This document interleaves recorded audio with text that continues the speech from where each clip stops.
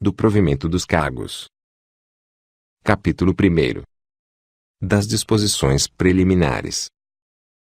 Artigo 6º. Os cargos públicos do Estado do Ceará são acessíveis a todos os brasileiros, observadas as condições prescritas em lei e regulamento. Artigo 7º. De acordo com a natureza dos cargos, o seu provimento pode ser em caráter efetivo ou em comissão. Artigo 8º. Os cargos em comissão serão providos, por livre nomeação da autoridade competente, dentre pessoas que possuam aptidão profissional e reúnam as condições necessárias à sua investidura, conforme se dispuser em regulamento. Parágrafo 1º. A escolha dos ocupantes de cargos em comissão poderá recair, ou não, em funcionário do Estado, na forma do regulamento. Parágrafo 2º. No caso de recair a escolha em servidor de entidade da administração indireta, ou em funcionário não subordinado à autoridade competente para nomear, o ato de nomeação será precedido da necessária requisição. Parágrafo 3º. A posse em cargo em comissão determina o concomitante afastamento do funcionário do cargo efetivo de que for titular, ressalvados os casos de comprovada acumulação legal. Artigo 9º. Os cargos públicos são providos por: Inciso 1º. Nomeação. Inciso 2º. Promoção. Inciso 3º. Acesso. Inciso 4º. Transferência.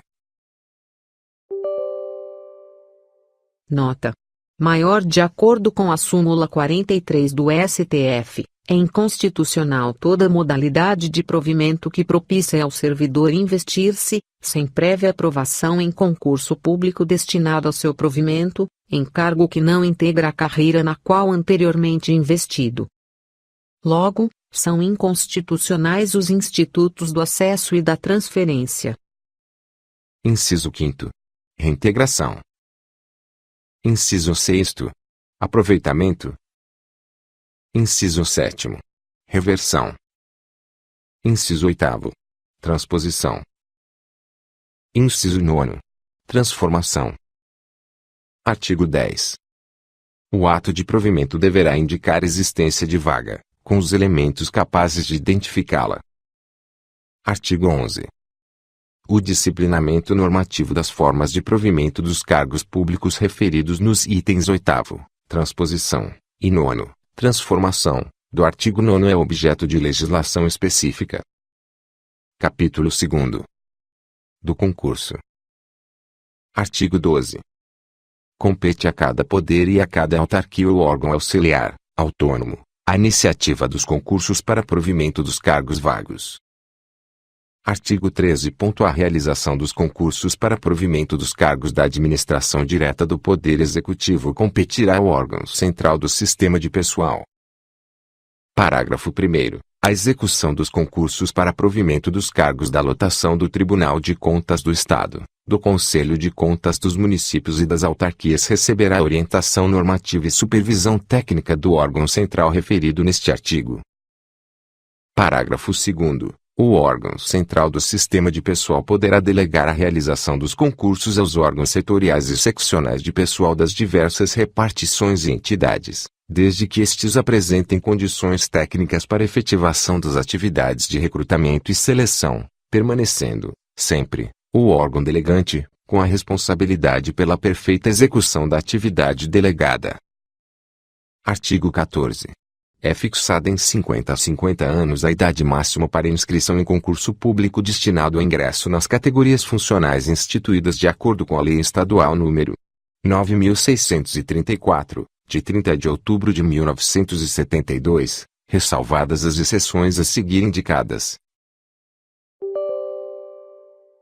Nota: a Constituição Federal de 1988 não prevê idade máxima para inscrição em concurso público. O artigo 7º da prevê que são direitos dos trabalhadores urbanos e rurais, além de outros que visem a melhoria de sua condição social, a proibição de diferença de salários, de exercício de funções e de critério de admissão por motivo de sexo, idade, cor ou estado civil.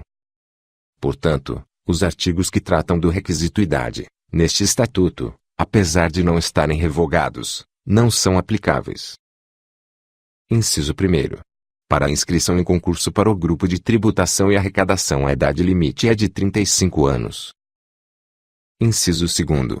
E para a inscrição em concurso destinado ao ingresso nas categorias funcionais do Grupo Segurança Pública, são fixados os seguintes limites máximos de idade. Alínea A. De 25 anos, quando se tratar de ingresso em categoria funcional que importe em exigência de curso de nível médio. Alínea B. De 35 anos, quando se tratar de ingresso nas demais categorias. Alínea C. Independerá dos limites previstos nas alíneas anteriores a inscrição do candidato que já ocupe cargo integrante do Grupo Segurança Pública. Parágrafo 1º. Das inscrições para o concurso constarão, obrigatoriamente. Inciso 1º. O limite de idade dos candidatos, que poderá variar de 18 anos completos até 50 anos incompletos, na forma estabelecida no caput deste artigo. Inciso 2º. O grau de instrução exigível, mediante a apresentação do respectivo certificado. Inciso 3º. A quantidade de vagas a serem preenchidas, distribuídas por especialização da disciplina, quando referentes a cargo do magistério e de atividades de nível superior ou outros de denominação genérica. Inciso 4º. O prazo de validade do concurso, de 2 anos, prorrogável a juízo da autoridade que o abriu ou iniciou. Inciso 5º. Descrição sintética do cargo, incluindo exemplificação de tarefas típicas, horário, condições de trabalho e retribuição. Inciso 6º. Tipos e programa das provas. Inciso 7º. Exigências outras, de acordo com as especificações do cargo. Parágrafo 2º. Independerá de idade a inscrição do candidato que seja servidor de órgãos da administração estadual direta ou indireta. Parágrafo 3º. Na hipótese do parágrafo anterior, a habilitação no concurso somente produzirá efeito se, no momento da posse ou exercício no novo cargo ou emprego, o candidato ainda possuir a qualidade de servidor ativo, vedada a aposentadoria concomitante para elidir a acumulação do cargo. Artigo 15. Encerradas as inscrições, legalmente processadas, para concurso destinado ao provimento de qualquer cargo, não se abrirão novas inscrições antes da realização do concurso. Artigo 16. Ressalvado o caso de expressa condição básica para provimento de cargo prevista em regulamento, independerá de limite de idade a inscrição, em concurso, de ocupante em cargo público. Capítulo 3º. Da nomeação. Artigo 17. A nomeação será feita. Inciso 1º. Em caráter vitalício, nos casos expressamente previstos na Constituição. Inciso 2º. Em caráter efetivo, quando se tratar de nomeação para cargo da classe inicial ou singular de determinada categoria funcional. Inciso 3º. Em comissão, quando se tratar de cargo que assim deve ser provido. Parágrafo único. Em caso de impedimento temporário do titular do cargo em comissão, a autoridade competente nomeará o substituto, exonerando-o, fim do período da substituição. Artigo 18. Será tornada sem efeito a nomeação quando, por ato ou omissão do nomeado, a posse não se verificar no prazo para esse fim estabelecido. Capítulo 4. Da posse. Artigo 19. Posse é o fato que completa a investidura em cargo público. Parágrafo único. Não haverá posse nos casos de promoção, acesso e reintegração. Artigo 20. Só poderá ser empossado em cargo público quem satisfizer os seguintes requisitos. Inciso 1º. Ser brasileiro. Inciso 2º. Ter completado 18 anos de idade. Inciso 3º. Estar no gozo dos direitos políticos. Inciso 4º. Estar quite com as obrigações militares e eleitorais. Inciso 5º. Ter boa conduta. Inciso 6º. Gozar saúde, comprovada em inspeção médica, na forma legal e regulamentar. Inciso 7º. Possuir aptidão para o cargo. Inciso 8º. Ter se habilitado previamente em concurso, exceto nos casos de nomeação para cargo em comissão ou outra forma de provimento para a qual não se exige o concurso. Inciso 9. Ter atendido às condições especiais, prescritas em lei ou regulamento para determinados cargos ou categorias funcionais. Parágrafo 1º. A prova das condições a que se refere os itens 1º e 2º deste artigo não será exigida nos casos de transferência, aproveitamento e reversão. Parágrafo 2º. Ninguém poderá ser empossado em cargo efetivo sem declarar, previamente, que não ocupa outro cargo ou exerce função ou emprego público da União, dos Estados, dos municípios, do Distrito Federal, dos territórios, de autarquias, empresas públicas e sociedades de economia mista, ou apresentar comprovante de exoneração ou dispensa do outro cargo que ocupava, ou da função ou emprego que exerce, ou, ainda, nos casos de acumulação legal, comprovante de ter sido a mesma julgada lícita pelo órgão competente. Artigo 21. São competentes para dar posse. Inciso 1º. O governador do Estado, as autoridades que lhe são diretamente subordinadas. Inciso 2º. Os secretários de Estado, aos dirigentes de repartições que lhes são diretamente subordinadas. Inciso 3º. Os dirigentes das secretarias administrativas, ou unidades de administração geral equivalente, da Assembleia Legislativa, do Tribunal de Contas do Estado, e do Conselho de Contas dos municípios, aos seus funcionários, se de outra maneira não estabelecerem as respectivas leis orgânicas e regimentos internos. Inciso 4º. O diretor-geral do órgão central do sistema de pessoal, aos demais funcionários da administração direta. Inciso 5º. Os dirigentes das autarquias, aos funcionários dessas entidades. Artigo 22. No ato da posse será apresentada a declaração, pelo funcionário empossado, dos bens e valores que constituem o seu patrimônio, nos termos da regulamentação própria. Artigo 23. Poderá haver posse por procuração, quando se tratar de funcionário ausente do país ou do Estado, ou, ainda, em casos especiais, a juízo da autoridade competente. Artigo 24. A autoridade de que der posse verificará, sob pena de responsabilidade. Inciso 1º. Se foram satisfeitas as condições legais para a posse. Inciso 2º. Se do ato de provimento consta a existência de vaga, com os elementos capazes de identificá-la. Inciso 3º. Em caso de acumulação, se pelo órgão competente foi declarada lícita. Artigo 25. A posse ocorrerá no prazo de 30 dias da publicação do ato de provimento no órgão oficial. Parágrafo único. A requerimento do funcionário ou de seu representante legal, a autoridade competente para dar posse poderá prorrogar o prazo previsto neste artigo, até o máximo de 60 dias contados do seu término. Capítulo 6º. Do estágio probatório. Artigo 27.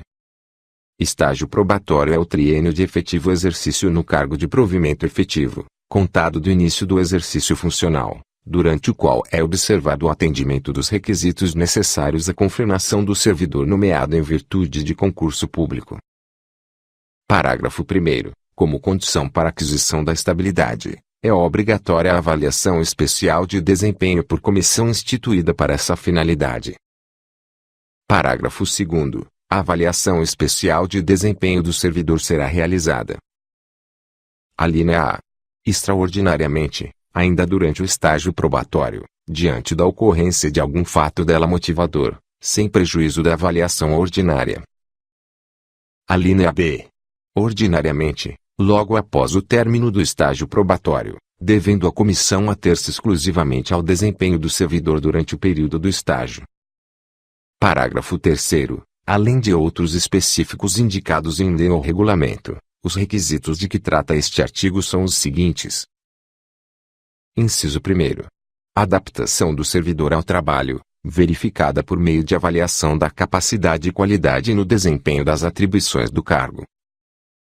Inciso 2º. Equilíbrio emocional e capacidade de integração. Inciso 3º. cumprimento dos deveres e obrigações do servidor público, inclusive com observância da ética profissional.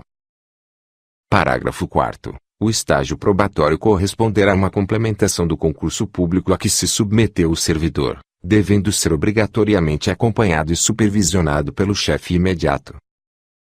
Parágrafo 5º. Durante o estágio probatório, os cursos de treinamento para formação profissional ou aperfeiçoamento do servidor, promovidos gratuitamente pela administração, serão de participação obrigatória e o resultado obtido pelo servidor será considerado por ocasião da avaliação especial de desempenho, tendo a reprovação caráter eliminatório.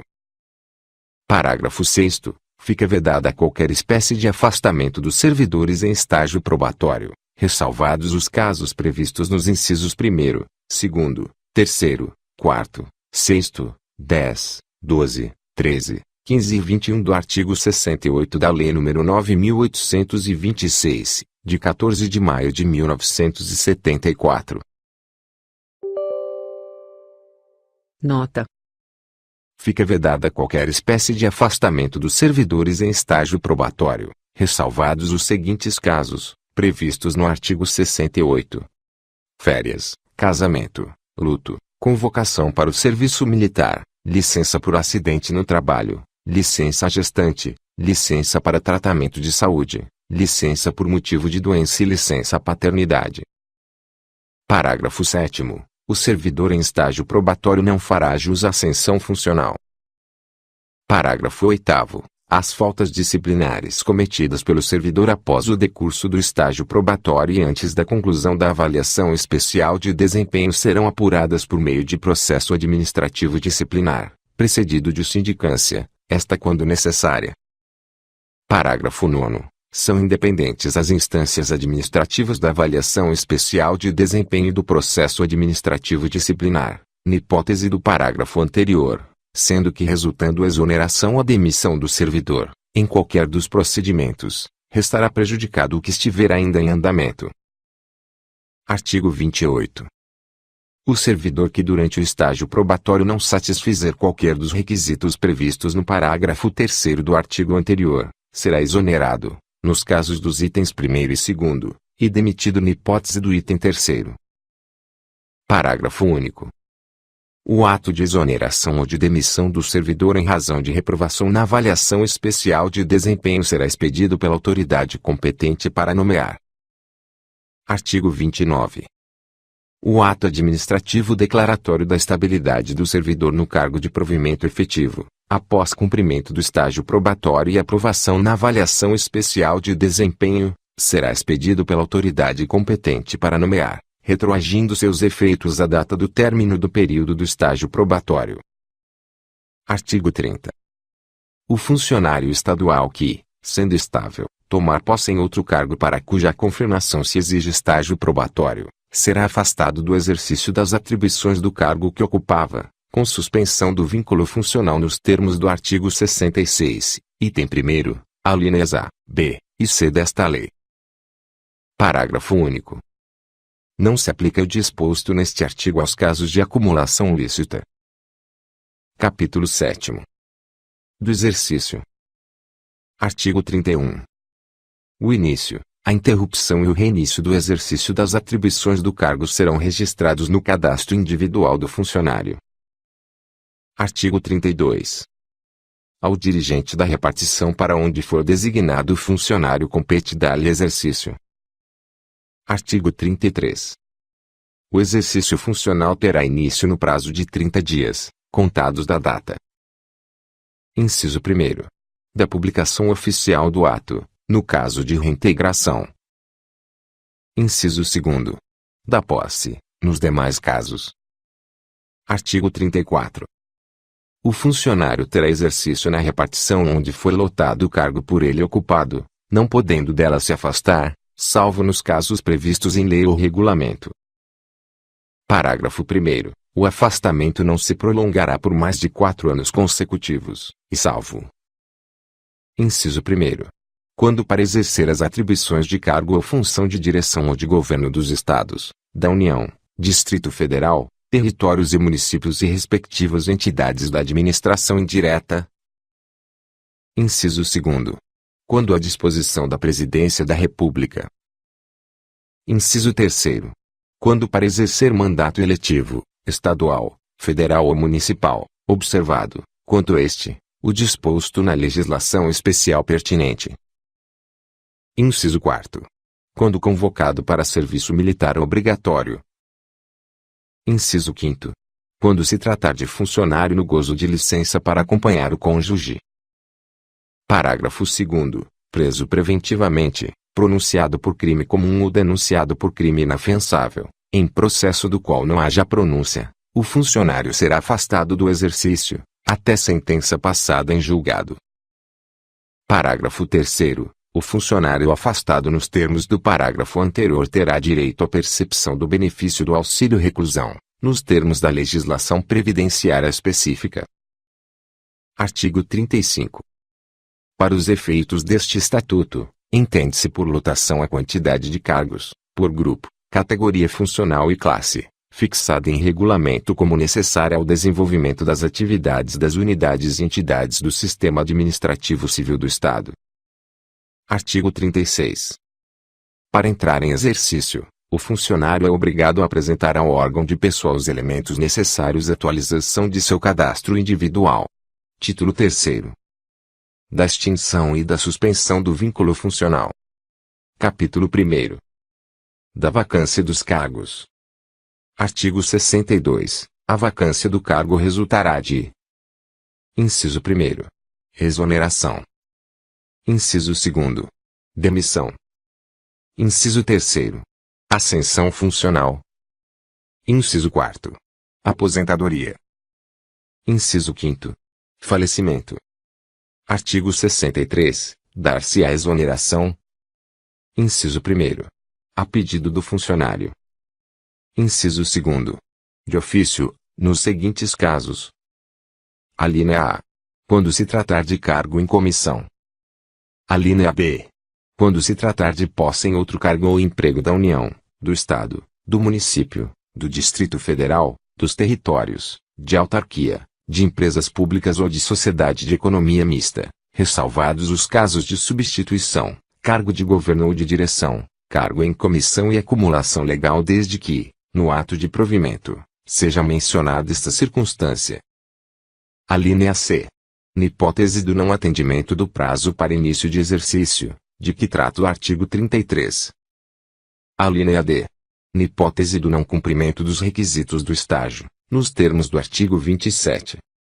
Artigo 64. A vaga ocorrerá na data. Inciso 1º.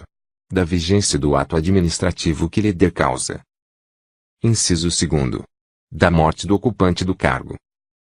Inciso 3º. Da vigência do ato que criar e conceder dotação para o seu provimento ou do que determinar esta última medida, se o cargo já estiver criado. Inciso 4º. Da vigência do ato que extinguir cargo e autorizar que sua dotação permita o preenchimento de cargo vago. Parágrafo único. Verificada a vaga serão consideradas abertas, na mesma data, todas as que decorrerem de seu preenchimento. Capítulo 2º.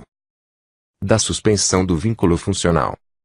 Artigo 65. O regime jurídico estabelecido neste Estatuto não se aplicará, temporariamente, ao funcionário estadual. Inciso 1º. No caso de posse ou ingresso em outro cargo, função ou emprego não acumuláveis com o cargo que vinha ocupando. Inciso 2º. No caso de opção em caráter temporário, pelo regime a que alude o artigo 106 da Constituição Federal ou pelo regime da legislação trabalhista. Inciso 3º. No caso de disponibilidade. Inciso 4º. No caso de autorização para o trato de interesses particulares. Artigo 66. Os casos indicados no artigo anterior implicam em suspensão do vínculo funcional, acarretando os seguintes efeitos. Inciso 1º. Em relação ao item 1º, do artigo anterior. Alínea A. Dar-se-á, automaticamente, a suspensão do vínculo funcional até que seja providenciada a exoneração ou demissão. Alínea B.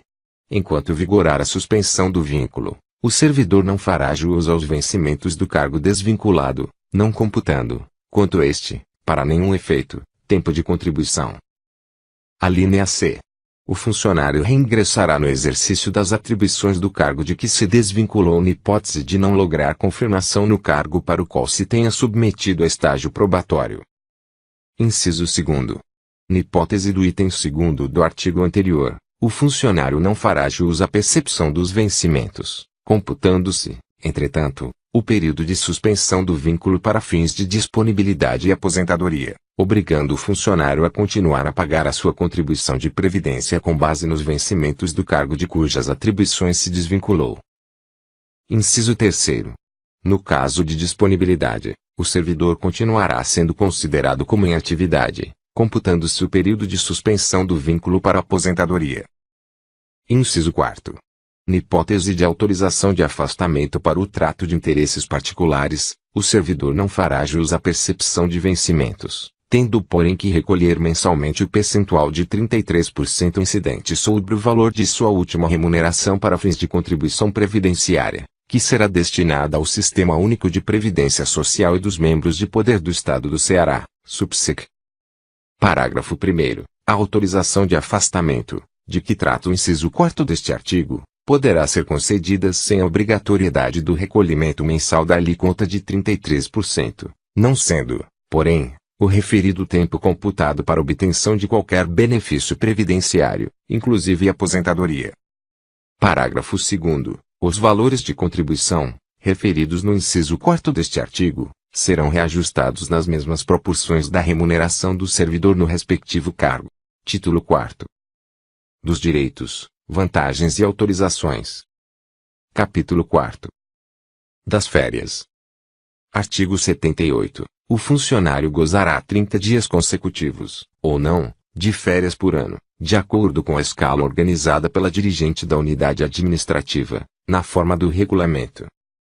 Parágrafo 1º. Se a escala não tiver sido organizada, ou houver alteração do exercício funcional, com a movimentação do funcionário, a este caberá requerer, ao superior hierárquico, o gozo das férias, podendo a autoridade, apenas, fixar a oportunidade do deferimento do pedido, dentro do ano a que se vincular o direito do servidor. Parágrafo 2º. O funcionário não poderá gozar, por ano, mais de 2 períodos de férias. Parágrafo 3º. O funcionário terá direito a férias após cada ano de exercício no sistema administrativo. Parágrafo 4º. É vedado levar a conta de férias qualquer falta ao serviço. Parágrafo 5º. Revogado. Artigo 79. A promoção, o acesso, a transferência e a remoção não interromperão as férias. Capítulo 5º. Das licenças. Seção 1ª. Das disposições preliminares. Artigo 80. Será licenciado o funcionário. Inciso 1º. Para tratamento de saúde. Inciso 2º. Por acidente no trabalho, agressão não provocada e doença profissional. Inciso 3º. Por motivo de doença em pessoa da família. Inciso 4º. Quando gestante. Inciso 5º. Para serviço militar obrigatório. Inciso 6º. Para acompanhar o cônjuge. Inciso 7º. Em caráter especial. Artigo 81. A licença dependente de inspeção médica terá a duração que for indicada no respectivo laudo. Parágrafo 1º. Findo esse prazo, o paciente será submetido a nova inspeção, devendo o laudo concluir pela volta do funcionário ao exercício, pela prorrogação da licença ou, se for o caso, pela aposentadoria. Parágrafo 2º. Terminada a licença, o funcionário reassumirá imediatamente o exercício. Artigo 82. A licença poderá ser determinada ou prorrogada, de ofício ou a pedido. Parágrafo único. O pedido de prorrogação deverá ser apresentado antes de fim da licença, e, se indeferido, contar-se-á como licença o período compreendido entre a data do término e a do conhecimento oficial do despacho. Artigo 83. A licença gozada dentro de 60 dias, contados da determinação da anterior, será considerada como prorrogação. Artigo 84. O funcionário não poderá permanecer em licença por prazo superior a 24 meses, salvo nos casos dos itens 2º, 3º, 5º e 6º do artigo 80, deste Estatuto. Artigo 85, revogado. Artigo 86. São competentes para licenciar o funcionário os dirigentes do sistema administrativo estadual, admitida a delegação, na forma do regulamento. Artigo 87, vetado. Seção 2ª. Da licença para tratamento de saúde. Artigo 88. A licença para tratamento de saúde precederá a inspeção médica, nos termos do regulamento. Artigo 89. O servidor será compulsoriamente licenciado quando sofrer uma dessas doenças graves, contagiosas ou incuráveis: tuberculose ativa, alienação mental, neoplasia maligna, cegueira, hanseníase, paralisia irreversível e incapacitante, cardiopatia grave, doença de Parkinson, espondiloartrose anquilosante, epilepsia vera, nefropatia grave, estado avançado da doença de Paget, osteite deformante, síndrome da deficiência imunológica adquirida, AIDS, contaminação por radiação, com base em conclusão da medicina especializada, hepatopatia e outras do que forem disciplinadas em lei. Artigo 90. Verificada a cura clínica, o funcionário licenciado voltará ao exercício, ainda quando deva continuar o tratamento, desde que comprovada por inspeção médica capacidade para atividade funcional.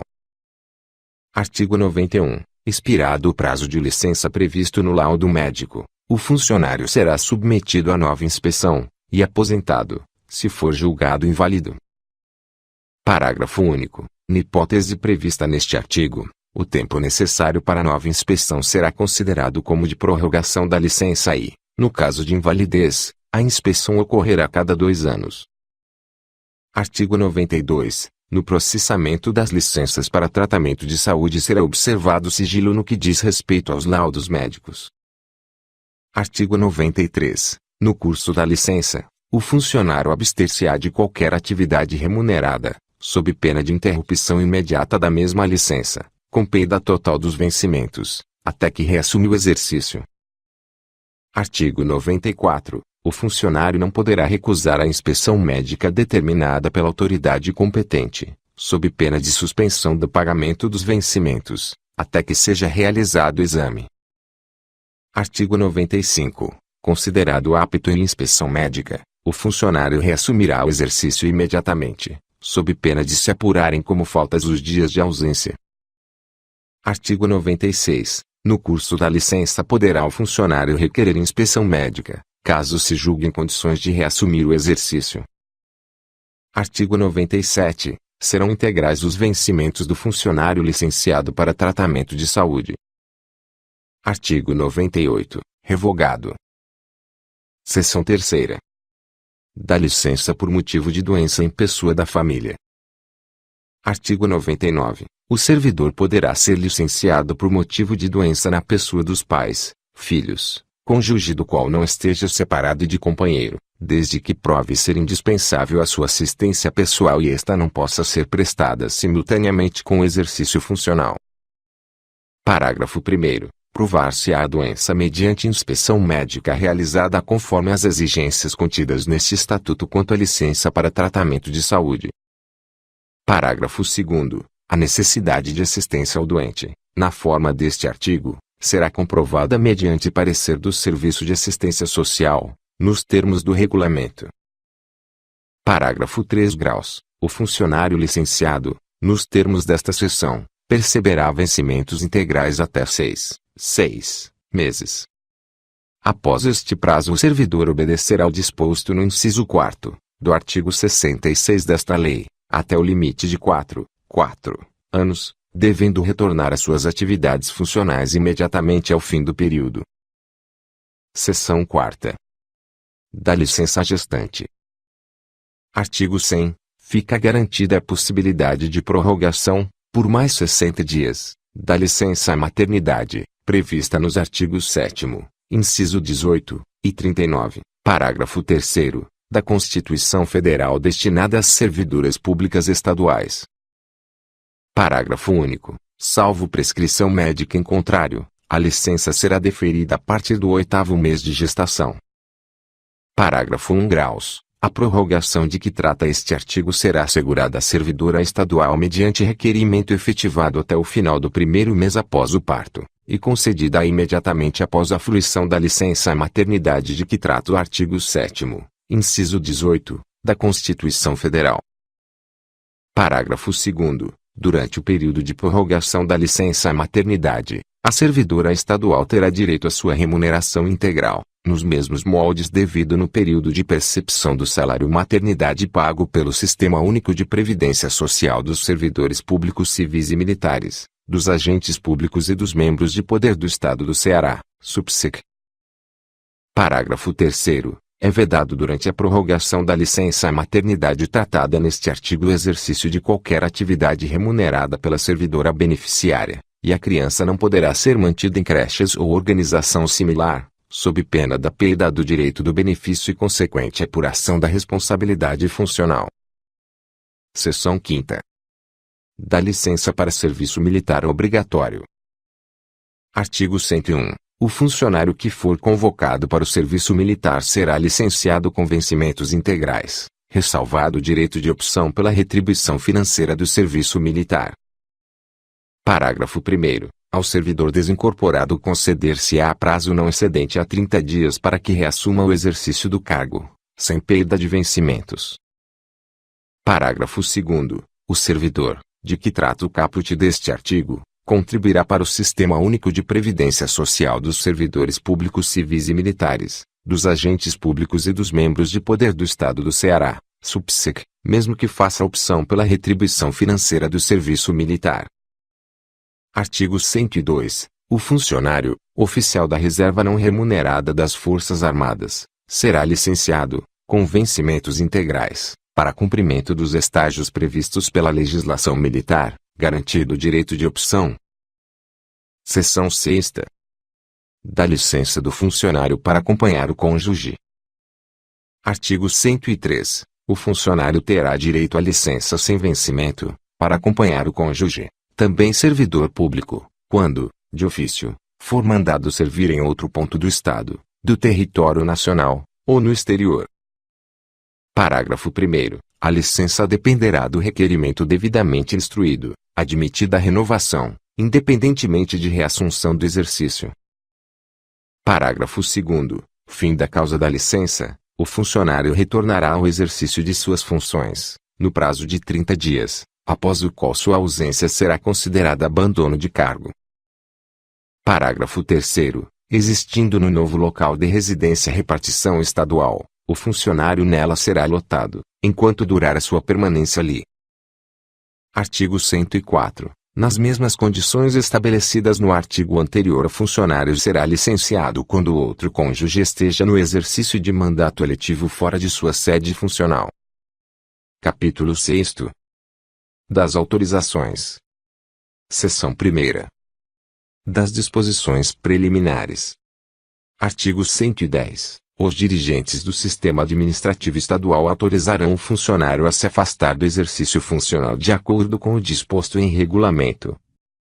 Inciso 1º. Sem prejuízo dos vencimentos quando: alínea A. For estudante, para incentivo à sua formação profissional e dentro dos limites estabelecidos neste Estatuto. Alínea B. For estudar em outro ponto do território nacional ou no estrangeiro. Alínea C. Por motivo de casamento, até o máximo de 8 dias. Alínea D. Por motivo de luto até 8 dias, em decorrência de falecimento de cônjuge ou companheiro, parentes consanguíneos ou afins, até o 2º grau, inclusive madrasta, padrasto e pais adotivos. Alínea E. Por luto, até 2 dias, por falecimento de tio e cunhado. Alínea F. For realizar missão oficial em outro ponto do território nacional ou no estrangeiro. Inciso 2º. Sem direito à percepção dos vencimentos, quando se tratar de afastamento para trato de interesses particulares. Inciso 3º. Com ou sem direito à percepção dos vencimentos, conforme se dispuser em regulamento, quando para o exercício das atribuições de cargo, função ou emprego em entidades e órgãos estranhos ao sistema administrativo estadual. Parágrafo 1º. Nos casos previstos nas alíneas E e B, o servidor só poderá solicitar exoneração após o seu retorno, desde que trabalhe no mínimo o dobro do tempo em que esteve afastado, ou reembolse o montante corrigido monetariamente que o Estado desembolsou durante seu afastamento. Parágrafo 2º. Os dirigentes do sistema administrativo estadual poderão, ainda, autorizar o servidor, ocupante do cargo efetivo ou em comissão, a integrar ou assessorar comissões, grupos de trabalho ou programas, com ou sem afastamento do exercício funcional e sem prejuízo dos vencimentos. Seção 2ª. Das autorizações para incentivo à formação profissional do funcionário. Artigo 111. Poderá ser autorizado o afastamento, até 2 horas diárias, ao funcionário que frequente curso regular de 1º e 2º graus ou de ensino superior. Parágrafo único. A autorização prevista neste artigo poderá dispor que a redução do horário dar-se-á por prorrogação do início ou antecipação do término do expediente diário, conforme considerar mais conveniente ao estudante e aos interesses da repartição. Artigo 112. Será autorizado o afastamento do exercício funcional nos dias em que o funcionário tiver que prestar exames para ingresso em curso regular de ensino, ou que, estudante, se submeter a provas. Artigo 113. O afastamento para missão ou estudo fora do Estado em outro ponto do território nacional ou no estrangeiro será autorizado nos mesmos atos que designarem o funcionário a realizar a missão ou estudo, quando do interesse do sistema administrativo estadual. Artigo 114. As autorizações previstas nesta seção dependerão de comprovação, mediante documento oficial, das condições previstas para as mesmas, podendo a autoridade competente exigi-la prévia ou posteriormente, conforme julgar conveniente. Parágrafo único. Concedida a autorização, na dependência da comprovação posterior, sem que esta tenha sido efetuada no prazo estipulado, a autoridade anulará a autorização, sem prejuízo de outras providências que considerar cabíveis. Seção 3ª. Do afastamento para o trato de interesses particulares. Artigo 115. Depois de 3 anos de efetivo exercício e após declaração de aquisição de estabilidade no cargo de provimento efetivo, o servidor poderá obter autorização de afastamento para tratar de interesses particulares, por um período não superior a 4 anos e sem percepção de remuneração. Parágrafo único. O funcionário aguardará em exercício a autorização do seu afastamento. Artigo 116. Não será autorizado o afastamento do funcionário removido antes de ter assumido o exercício. Artigo 117. O funcionário poderá, a qualquer tempo, desistir da autorização concedida, reassumindo o exercício das atribuições do seu cargo. Artigo 118. Quando o interesse do sistema administrativo exigir, a autorização poderá ser cassada, a juízo da autoridade competente, devendo, neste caso, o funcionário ser expressamente notificado para apresentar-se ao serviço no prazo de 30 dias, prorrogável por igual período, fim do qual caracterizar-se-á o abandono do cargo. Artigo 119. A autorização para afastamento do exercício para o trato de interesses particulares somente poderá ser prorrogada por período necessário para complementar o prazo previsto no artigo 115 deste Estatuto. Artigo 120. O funcionário somente poderá receber nova autorização para o afastamento previsto nesta seção após decorridos, pelo menos, 2 anos de efetivo exercício contado da data em que o reassumiu, em decorrência do término do prazo autorizado ou por motivo de desistência ou de cassação de autorização concedida. Título 6º. Do regime disciplinar. Capítulo 1º.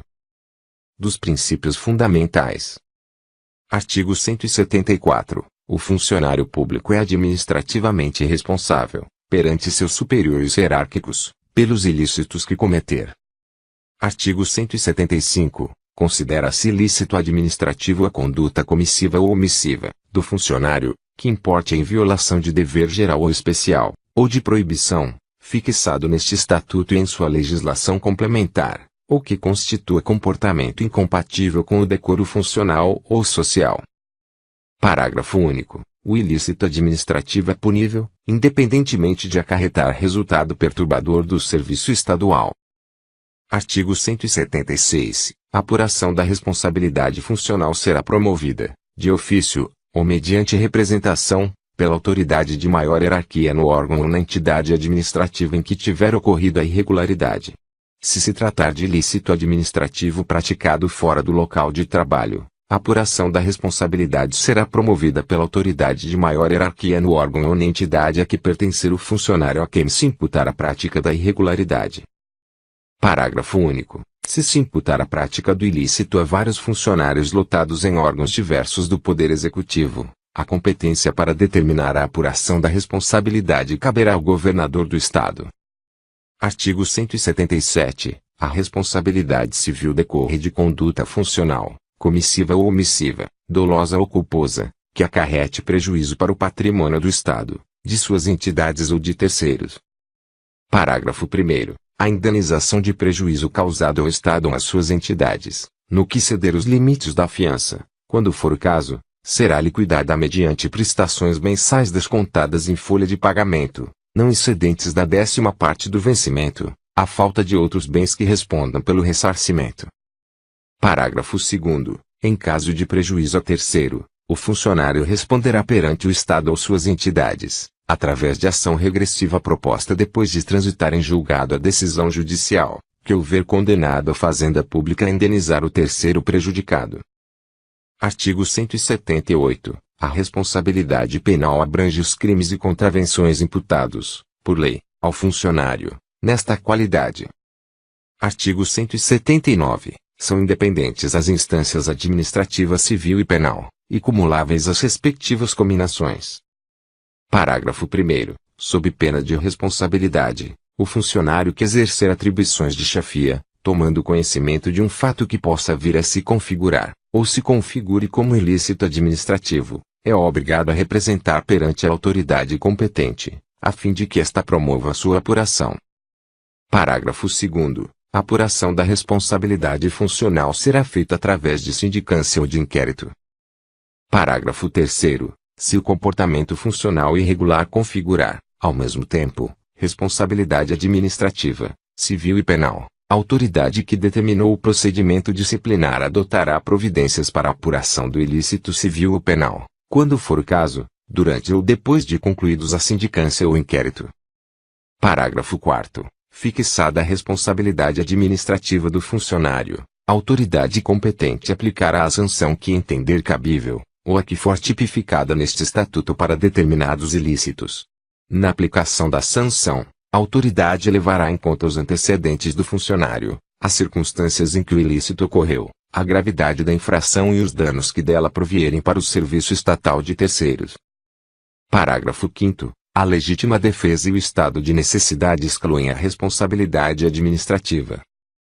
Parágrafo 6º. A alienação mental, comprovada através de perícia médica oficial excluirá, também, a responsabilidade administrativa, comunicando o sindicante ou a comissão permanente de inquérito à autoridade competente o fato, a fim de que seja providenciada a aposentadoria do funcionário. Parágrafo 7º. Considera-se legítima defesa o revide moderado e proporcional à agressão ou à iminência de agressão moral ou física, que atinja ou vise atingir o funcionário, ou seus superiores hierárquicos ou colegas, ou o patrimônio da instituição administrativa a que servir. Parágrafo 8º. Considera-se em estado de necessidade o funcionário que realiza atividade indispensável ao atendimento de uma urgência administrativa, inclusive para fins de preservação do patrimônio público. Parágrafo 9º. O exercício da legítima defesa e de atividades em virtude do estado de necessidade não serão excludentes de responsabilidade administrativa quando houver excesso, imoderação ou desproporcionalidade, culposos ou dolosos, na conduta do funcionário. Artigo 180. A apuração da responsabilidade do funcionário processar-se-á mesmo nos casos de alteração funcional, inclusive a perda do cargo.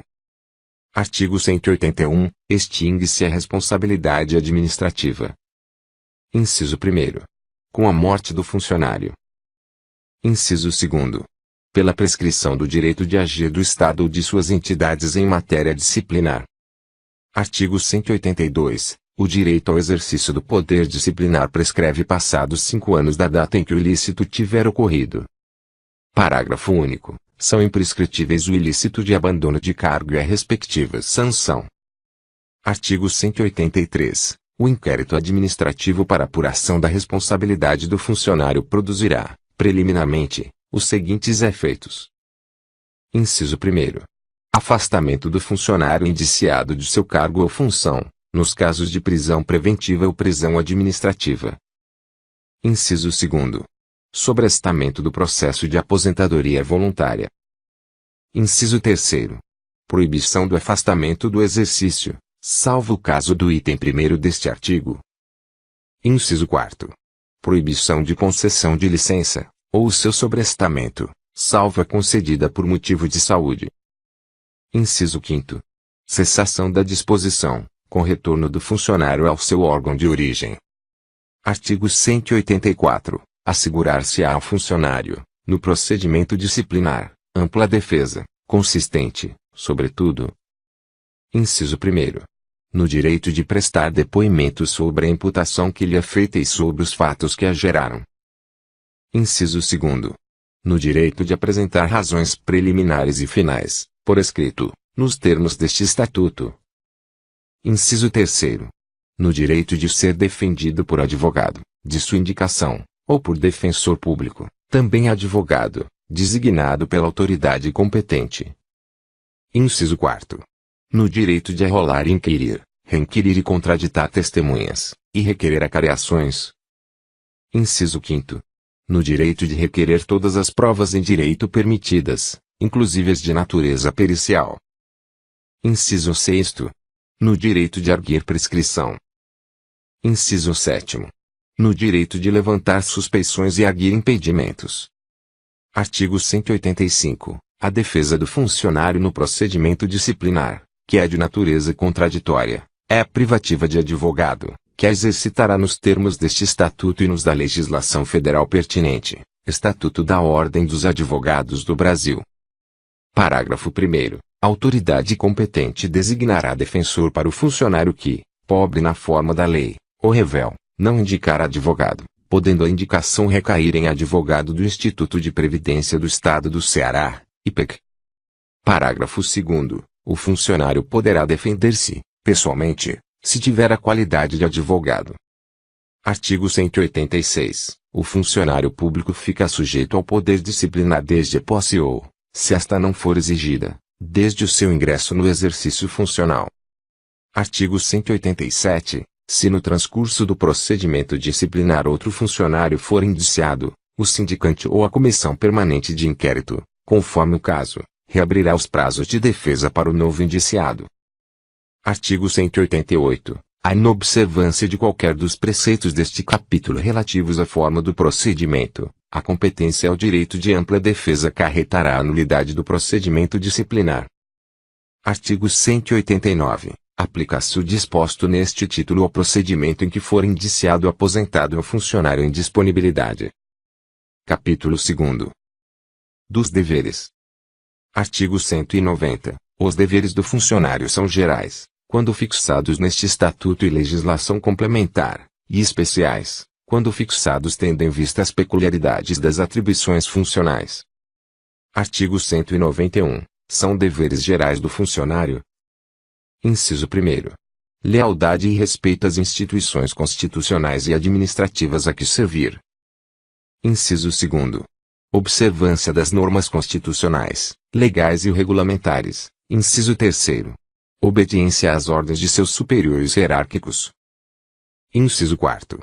Continência de comportamento, tendo em vista o decoro funcional e social. Inciso 5º.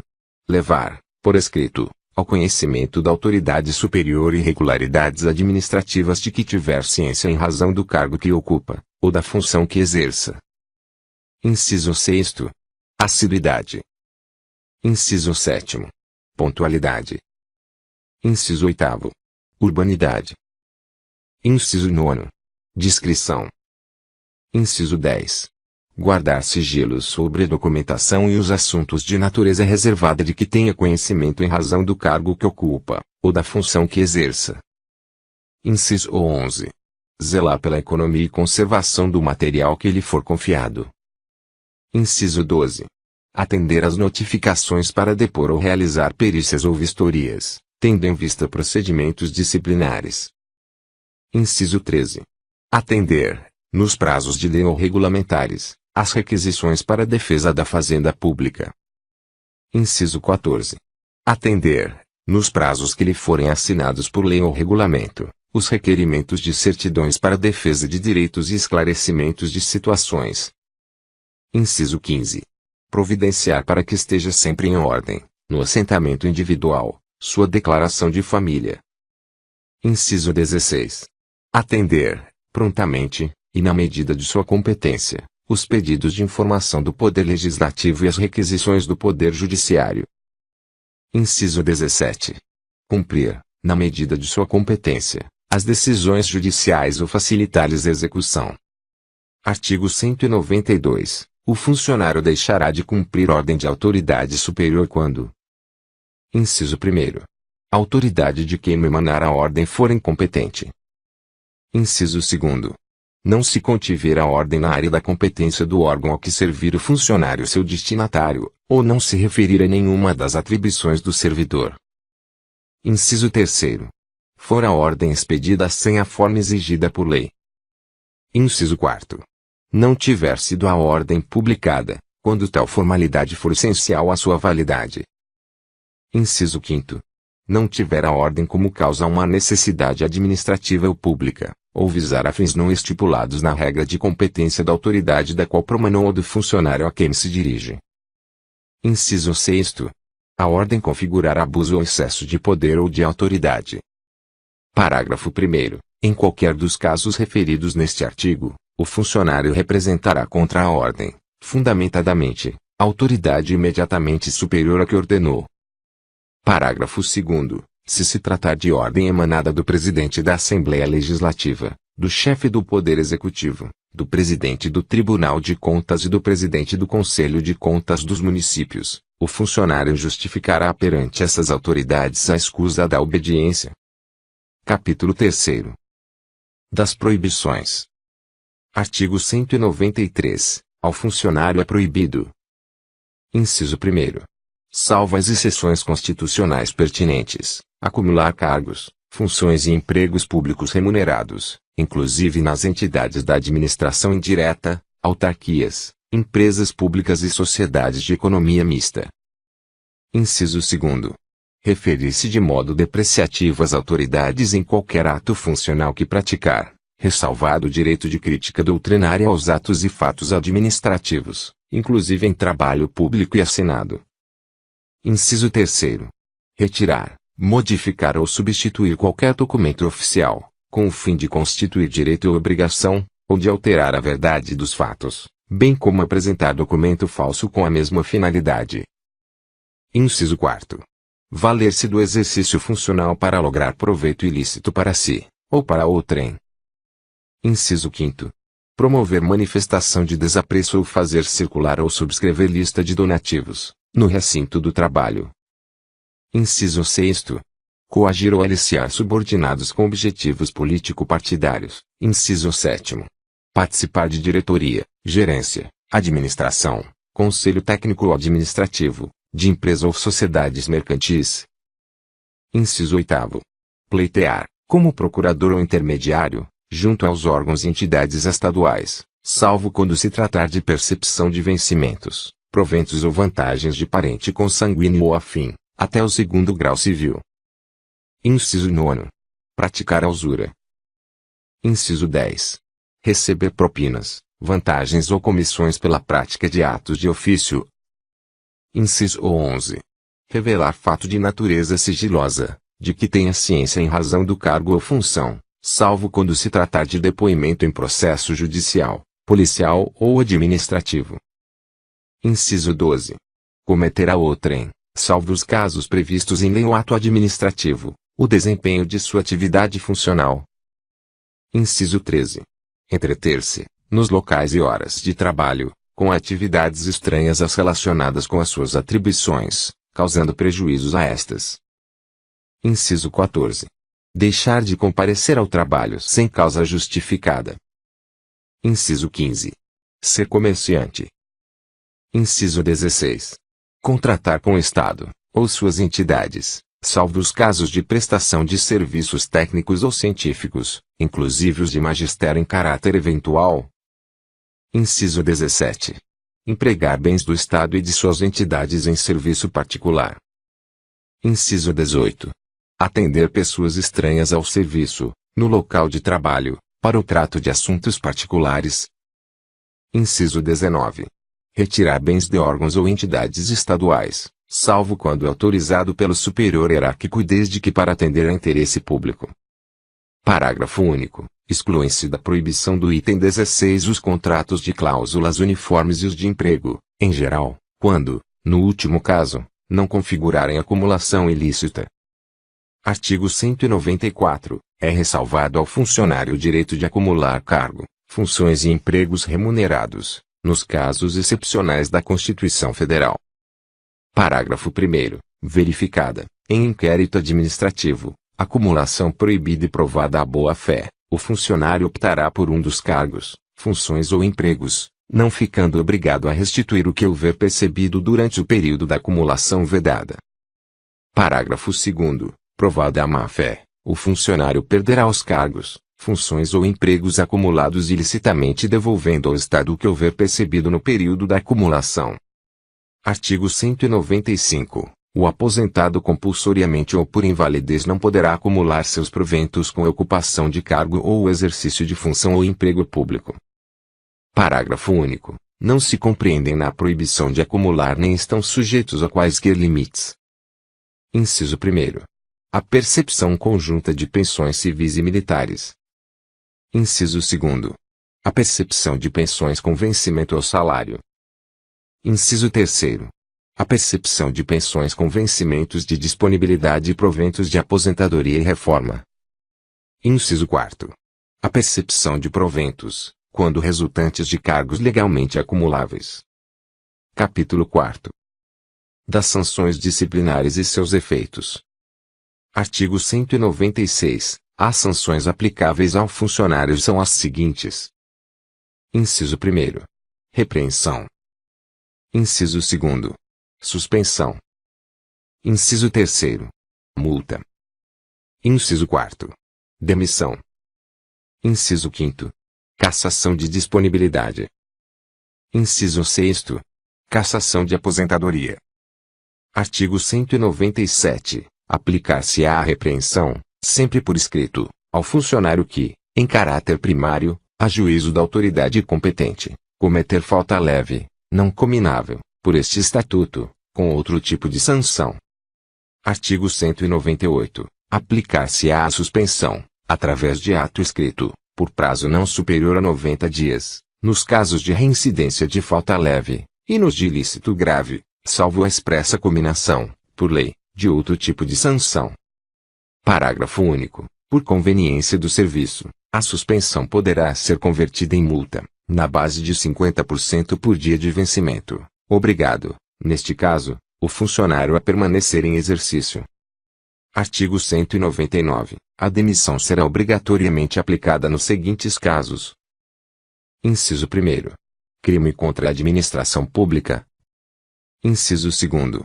Crime comum praticado em detrimento de dever inerente à função pública ou ao cargo público, quando de natureza grave, a critério da autoridade competente. Inciso 3º. Abandono de cargo.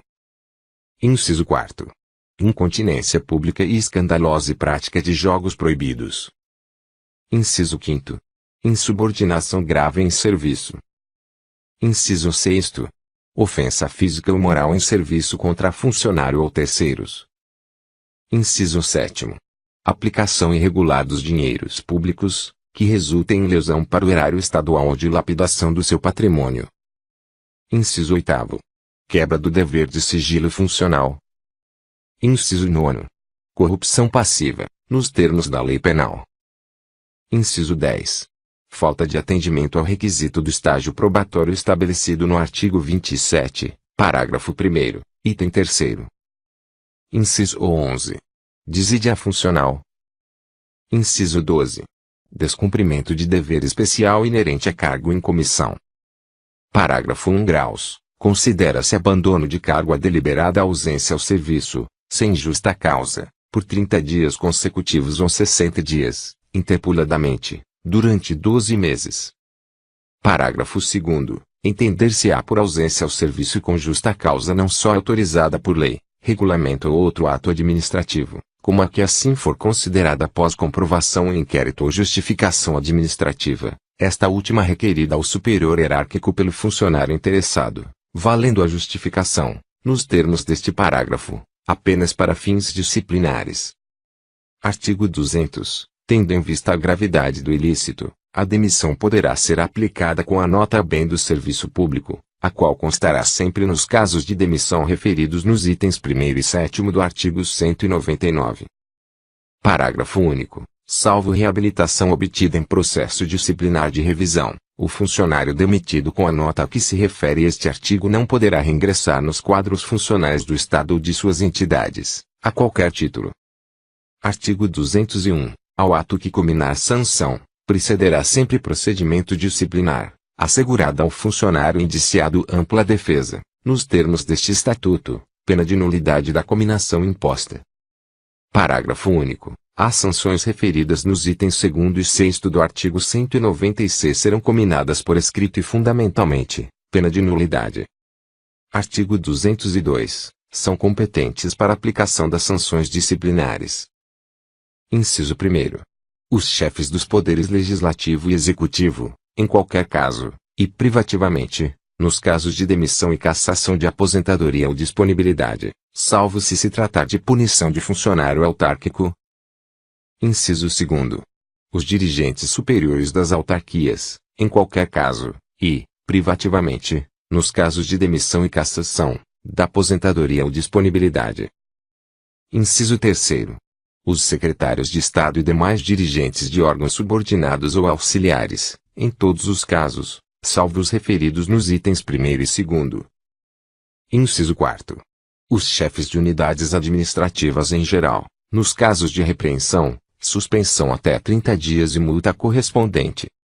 Artigo 203. Além da pena judicial que couber, serão considerados como de suspensão os dias em que o funcionário, notificado deixar de atender a convocação para prestação de serviços estatais compulsórios, salvo motivo justificado. Artigo 204. Será cassada a aposentadoria ou disponibilidade se ficar provado, em inquérito administrativo, que o aposentado ou disponível. Inciso 1º. Praticou, quando no exercício funcional, ilícito punível com demissão. Inciso 2º. Aceita o cargo ou função que, legalmente, não poderia ocupar, ou exercer, provada a má-fé. Inciso 3º. Não assumiu disponível, no prazo legal, o lugar funcional em que foi aproveitado, salvo motivo de força maior. Inciso 4º. Perdeu a nacionalidade brasileira. Parágrafo único. A cassação da aposentadoria ou disponibilidade extingue o vínculo do aposentado ou do disponível com o Estado ou suas entidades autárquicas. Artigo 205. A suspensão preventiva será ordenada pela autoridade que determinar a abertura do inquérito administrativo, se, no transcurso deste, a entender indispensável, nos termos do parágrafo 1º deste artigo. Parágrafo 1º. A suspensão preventiva não ultrapassará o prazo de 90 dias e somente será determinada quando o afastamento do funcionário for necessário, para que, como indiciado, não venha a influir na apuração de sua responsabilidade. Parágrafo 2º. Suspenso preventivamente, o funcionário terá, entretanto, direito. Inciso 1º. A computar o tempo de serviço relativo ao período de suspensão para todos os efeitos legais. Inciso 2º. A computar o tempo de serviço para todos os fins de lei, relativo ao período que ultrapassar o prazo da suspensão preventiva. Inciso 3º. A perceber os vencimentos relativos ao período de suspensão, se reconhecida a sua inocência no inquérito administrativo. Inciso 4º. A perceber as gratificações por tempo de serviço já prestado e o salário família. Artigo 206. Os chefes dos poderes legislativo, executivo e judiciário, os presidentes do Tribunal de Contas e do Conselho de Contas dos municípios, os secretários de Estado e os dirigentes das autarquias poderão ordenar a prisão administrativa do funcionário responsável direto pelos dinheiros e valores públicos, ou pelos bens que se encontrarem sob a guarda do Estado ou de suas autarquias, no caso de alcance ou omissão no recolhimento ou na entrega a quem de direito nos prazos e na forma da lei. Parágrafo 1º. Recolhida aos cofres públicos importância desviada, a autoridade que ordenou a prisão revogará imediatamente o ato gerador da custódia. Parágrafo 2º. A autoridade que ordenar a prisão, que não poderá ultrapassar a 90 dias, comunicará imediatamente o fato à autoridade judiciária competente e providenciará a abertura e realização urgente do processo de tomada de contas. Artigo 207. A prisão, a que se refere o artigo anterior, será cumprida em local especial. Artigo 208. Aplica-se a prisão administrativa disposto no parágrafo 2º do artigo 205 deste Estatuto. Capítulo 5º. Da sindicância. Artigo 209. A sindicância é o procedimento sumário através do qual o Estado ou suas autarquias reúnem elementos informativos para determinar a verdade em torno de possíveis irregularidades que possam configurar, ou não, ilícitos administrativos, aberta pela autoridade de maior hierarquia, no órgão em que ocorreu a irregularidade, ressalvadas em qualquer caso, permitida a delegação de competência. Inciso 1º. Do governador, em qualquer caso. Inciso 2º. Dos secretários de Estado, dos dirigentes autárquicos e dos presidentes da Assembleia Legislativa, Tribunal de Contas e do Conselho de Contas dos municípios, em suas respectivas áreas funcionais. Parágrafo 1º. Abrir-se-á, também, sindicância para apuração das aptidões do funcionário, no estágio probatório, para fins de demissão ou exoneração, quando for o caso, assegurada ao indiciado ampla defesa, nos termos dos artigos estatutários que disciplinam o inquérito administrativo, reduzidos os prazos neles estabelecidos, à metade. Parágrafo 2º. Aberta a sindicância, suspende-se a fluência do período do estágio probatório. Parágrafo 3º. A sindicância será realizada por funcionário estável, designado pela autoridade que determinar a sua abertura. Parágrafo 4º. A sindicância precede o inquérito administrativo, quando for o caso, sendo-lhe anexada como peça informativa e preliminar.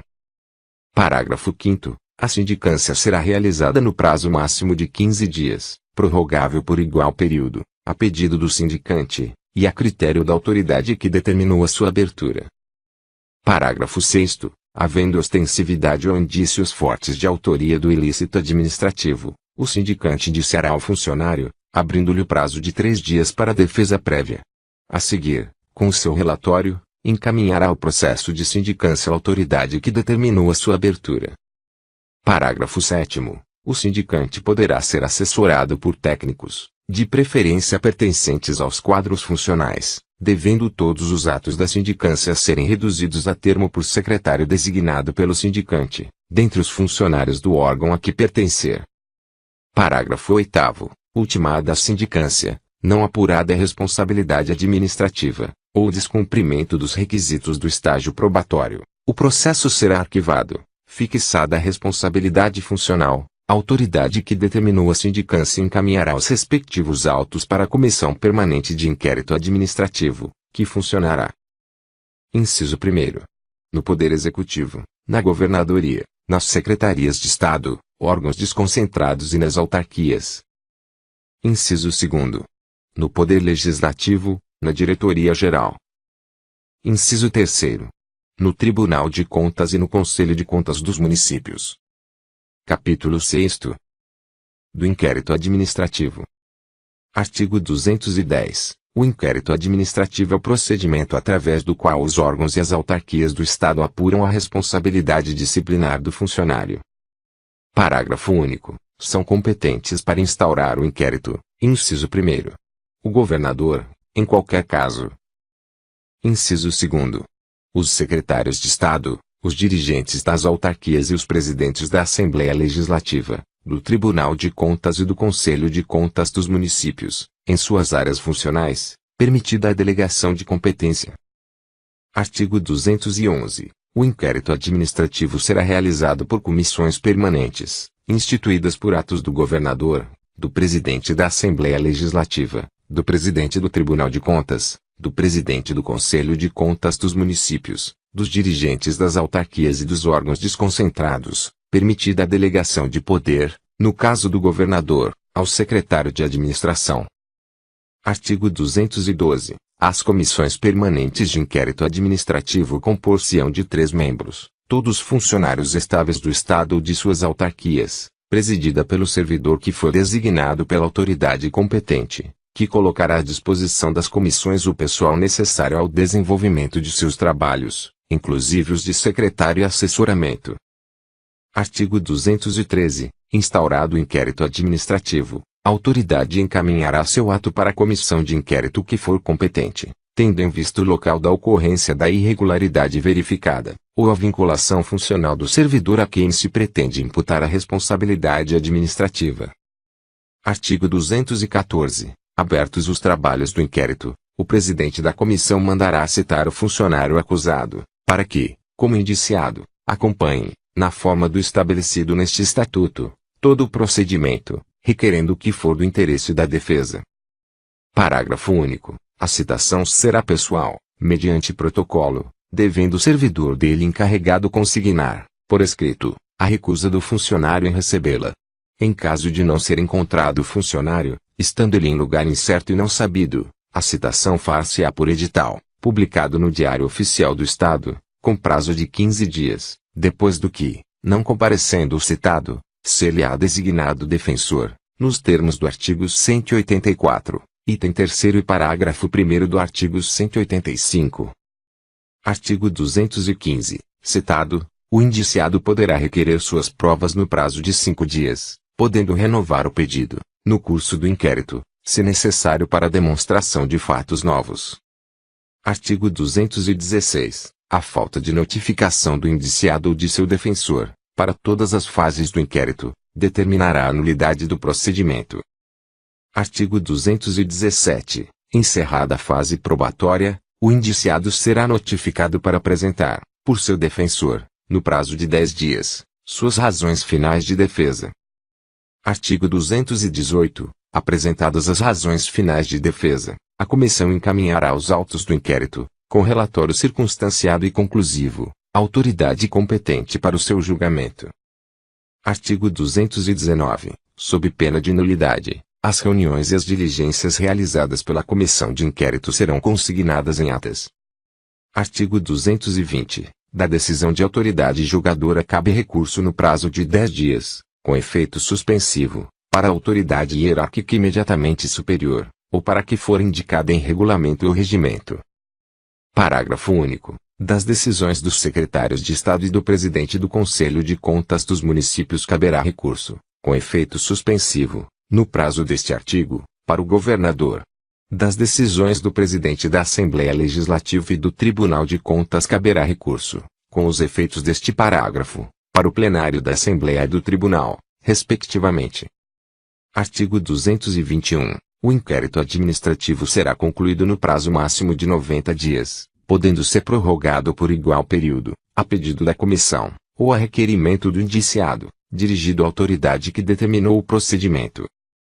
Artigo 222. Em qualquer fase do inquérito será permitida a intervenção do indiciado, por si, ou por seu defensor. Artigo 223. Havendo mais de um indiciado e diversidade de sanções caberá o julgamento à autoridade competente para imposição da sanção mais grave. Neste caso, os prazos assinados aos indiciados correrão em comum. Artigo 224. O funcionário só poderá ser exonerado, estando respondendo ao inquérito administrativo, depois de julgado este com a declaração de sua inocência. Artigo 225. Recebidos os autos do inquérito, a autoridade julgadora proferirá sua decisão no prazo improrrogável de 20 dias. Artigo 226. Declarada a nulidade do inquérito, no todo ou em parte, por falta do cumprimento de formalidade essencial, inclusive o reconhecimento de direito de defesa, novo procedimento será aberto. Artigo 227. No caso do artigo anterior e no de esgotamento do prazo para a conclusão do inquérito, o indiciado, se tiver sido afastado de seu cargo, retornará ao seu exercício funcional. Capítulo 7. Da revisão.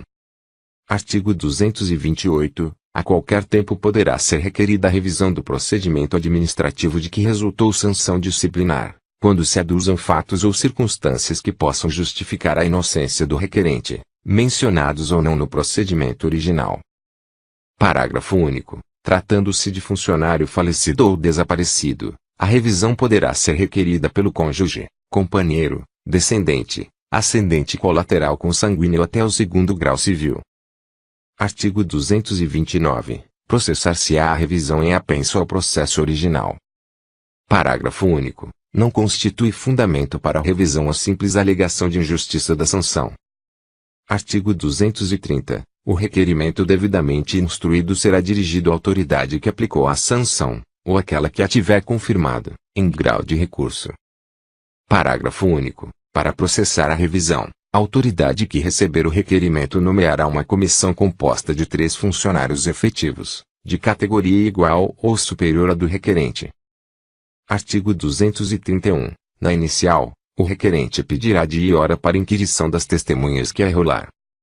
Parágrafo único. Será considerada informante a testemunha que, residindo fora da sede onde funcionar a comissão, prestar depoimento por escrito.